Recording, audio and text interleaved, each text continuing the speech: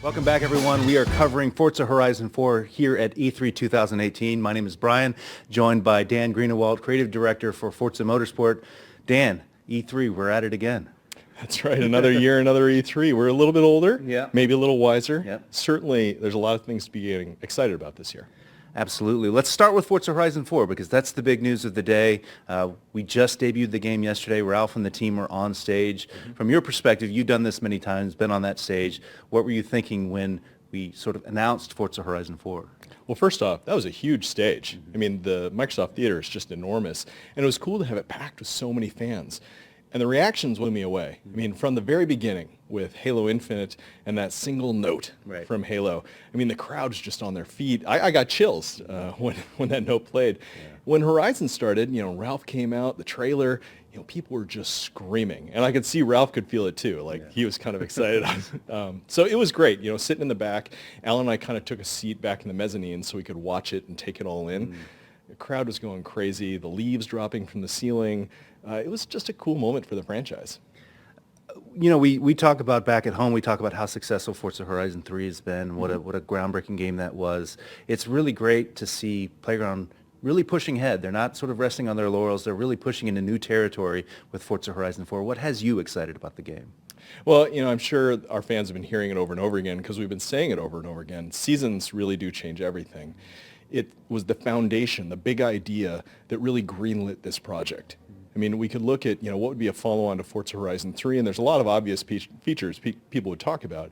But that thought that seasons with kind of this, weekly change, and every season's different every time, and you're excited for winter to come so you can go get that signboard on the island. I mean, those sort of experiences really ignited the team and got everyone thinking in a more broad sense. And in many ways, that's what made Britain the obvious choice of a place to go.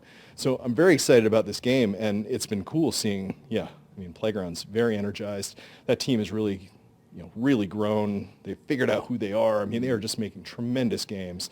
Horizon 3 is great, and Horizon 4 is, blows it out of the water.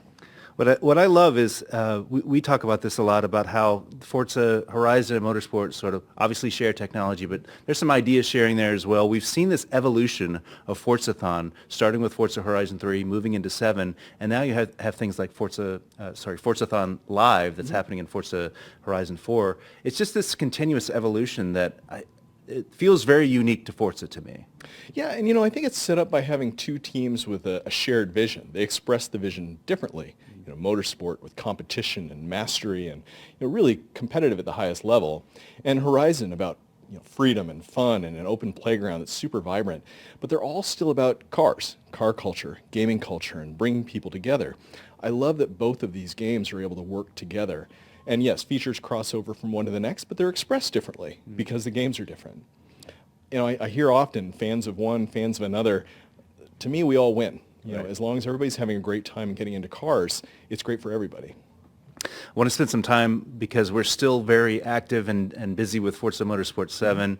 We just had a big show that we did where we're talking about the June update. I love the fact that we've got this game coming, Forza Horizon 4, but we're not slowing down at all with Forza Motorsport 7. Yeah, Forza Motorsport 7 has some amazing foundational tech that is allowing us to update it and keep moving things around. But more than that, it's a commitment. The team is really committed to the fans, making sure that everyone feels at home in Forza Motorsport 7. So there have been like 15 updates, I think, now.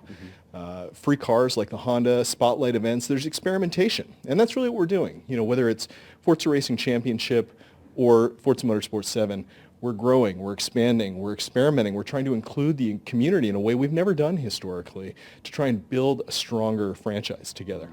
You touched on Forza RC, but we've got that coming up this weekend. We're right in the middle of E3, but we're only days away from the Series 1 playoffs. I wonder how you think about the Forza RC right now and going forward, and I'm going to put you on the spot here, if you have a favorite in the Forza RC this weekend. I love the rivalries. So, of course, Liège is amazing. I like it when Lightning is able to come from behind. I like seeing the intercontinental side when we've got Europe going against the United States. But each one of those different series has kind of their favorites. What I like to see is a little bit of strife, though. So when there's names that I don't know as well, Commando, names I know, but I don't always see in the top. So I'm always rooting for kind of guys that are in the mid-level tier to really come show everything they got. Yeah, well, it's going to be fascinating. The thing you're most looking for, let's bring it back to Forza Horizon 4, the thing you're most looking forward to checking out in Forza Horizon 4. It's just a big, beautiful world. And the moment you know we're going to England, we're going to Britain, you think about those dry stone walls. Yeah. And they have this great feeling, like almost like Isle of Man, real speed, a sense of speed to them. But they don't contain you. Right. Because you can just go smashing through them. And one of the first things I thought was fun was just getting in a Land Rover and blasting through dry walls. Like, oh, it's a 1,000-year-old stone wall. Right. But I can mow the whole thing down. Right. It's a lot of fun to just explore this world, take giant jumps. So as soon as people get in, I hope they just explore the world and find some little secrets in the, doing rock crawling or, driving around in a place that you got to know really well as you were exploring it in, let's say, fall. And then seeing those changes in winter, I'm excited for people to just take that in.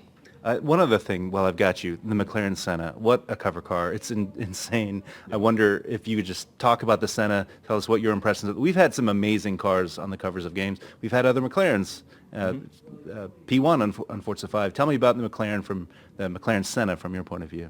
Well, driving it in the game, you instantly realize how wickedly fast this car is. I mean, thank God it's in this open world, because it is so fast. And one of the things I love, and my kids love this too, in Horizon in particular, is, you get a big head of steam, and then you go off-road, and you find yourself a big hill that you can kind of go jumping off of. Right.